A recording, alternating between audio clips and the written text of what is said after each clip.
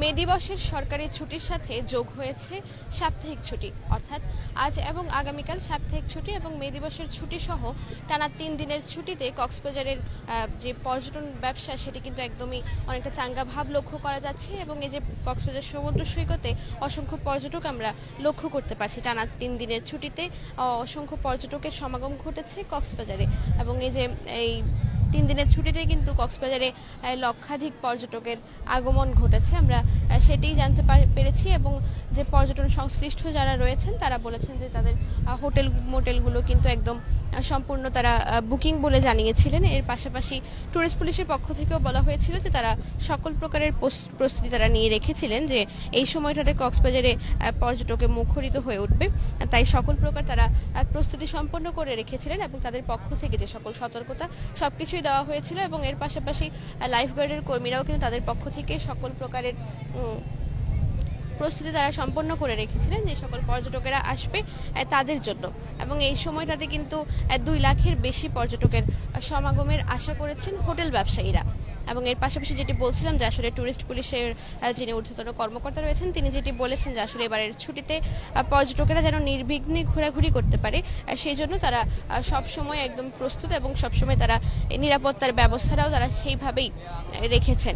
এবং এর পাশাপাশি এই যে বিশ্বের অন্যতম পর্যটন কেন্দ্র কক্সবাজার সমুদ্র সৈকতে যে কোনো ছুটিতেই কিন্তু পর্যটকেরা ঘুরতে আসে, তারা এই সময়টাতে কক্সবাজার সমুদ্র সৈকতকেই বেছে নেন ভ্রমণের জন্য। এবং এর পাশাপাশি সাপ্তাহিক ছুটি থাকলে কক্সবাজারের স্থানীয় মানুষেরাও কিন্তু কক্সবাজার সমুদ্র সৈকতে আসেন সমুদ্র দর্শনের জন্য। এবং সারাদিনের কাঠফাটা রোদ, এর পাশাপাশি ভ্যাপসা গরম, সবকিছু মিলে এই সময়টাতে কিছুটা স্নিগ্ধ হাওয়া বয়ে যেতে থাকে। এবং এই প্রকৃতির যে ভিন্নতা কিছুটা এক সময়ের পর আরেক সময় গিয়ে যে পরিবর্তন, এই পরিবর্তনটার জন্যই কিন্তু এখানে সমুদ্র সৈকতে মানুষেরা আসেন এই যে স্নিগ্ধ হাওয়া উপভোগ করার জন্য। এবং এখানে কক্সবাজারের বিভিন্ন জায়গা থেকে মানুষেরা আসেন, বিভিন্ন উপজেলা থেকে আমরা সবসময় লক্ষ্য করতে পারি সাপ্তাহিক ছুটির দিনগুলোতে যে পর্যটকের পাশাপাশি স্থানীয়রাও এখানে ভিড় জমান, আমরা সেটাই লক্ষ্য করতে পারি। এবং যারা পর্যটন সংশ্লিষ্ট যারা রয়েছেন তারা বলেছেন যে আসলে এই যে হোটেল মোটেল জোনের যিনি যারা ঊর্ধ্বতন কর্মকর্তা যারা রয়েছেন যে তারা এই সবকিছু দেখভাল করে থাকেন। এবং যারা হোটেল মোটেল গেস্ট হাউস মালিক সমিতির সভাপতি যারা রয়েছেন তারা এই সকল সংগঠনগুলোর পক্ষ থেকে যে বিষয়টি জানানো হয়েছে যে 5 শতাধিক হোটেলের অধিকাংশ কক্ষ আগে থেকেই বুকিং হয়ে গেছে।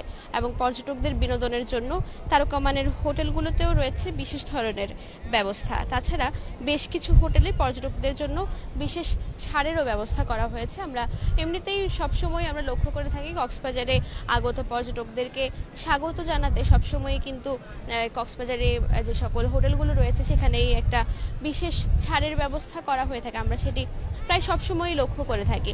এবং এই সময়গুলোতে আসলে এই পর্যটকেরা চান যে এই সময়টাতেই তারা কক্সবাজারে ভ্রমণে আসবেন, তো এই সময়টাতে যদি ছাড়ের ব্যবস্থা থাকে তাহলে কিন্তু তারা আরও বেশি আকৃষ্ট হবেন কক্সবাজার ভ্রমণের ক্ষেত্রে।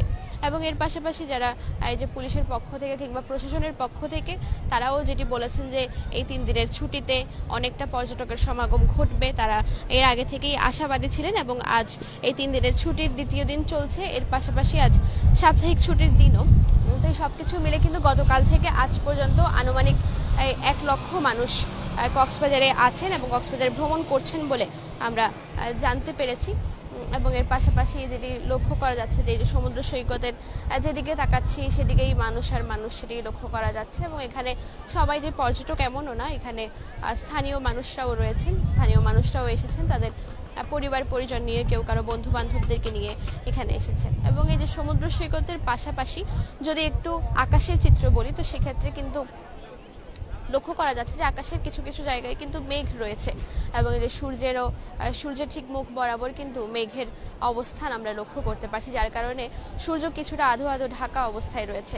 এবং তার সে ঢেকে যাওয়ার কারণে কিন্তু রোদের তীব্রতাটা এই মুহূর্তে অনেকটাই কমে এসেছে। এবং আর কিছুক্ষণের মধ্যেই সূর্য অস্ত যাবে, কিছুক্ষণের মধ্যেই আনুমানিক 20 থেকে 25 মিনিটের মধ্যে সূর্য অস্ত যাবে। তো এই যে সূর্য অস্ত যাওয়ার আগ মুহূর্তে যে সমুদ্র সৈকত সেটিও উপভোগ করতে এখানে পর্যটকেরা ভিড় জমান। এবং আমি আকাশের চিত্র যেটি বলছিলাম যে আসলে আকাশে কিন্তু বিভিন্ন জায়গায় ওই মেঘ লক্ষ্য করা যাচ্ছে এবং কিছু কিছু জায়গায় বড় মেঘ আমরা লক্ষ্য করতে পারছি এবং দেখে মনে হচ্ছে হয়তোবা আজ রাতের মধ্যে হয়তোবা বৃষ্টি আসলেও আসতে পারে।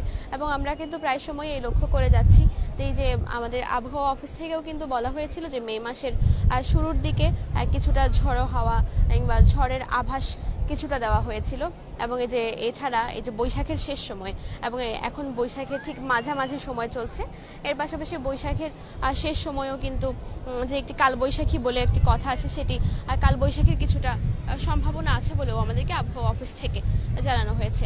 এতক্ষণ কক্সবাজারের যে সমুদ্র সৈকতের লাবণী পয়েন্ট থেকে সমুদ্রের চিত্র এবং আবহাওয়ার পরিস্থিতি জানাচ্ছিলাম আমি আফসার আরিয়া।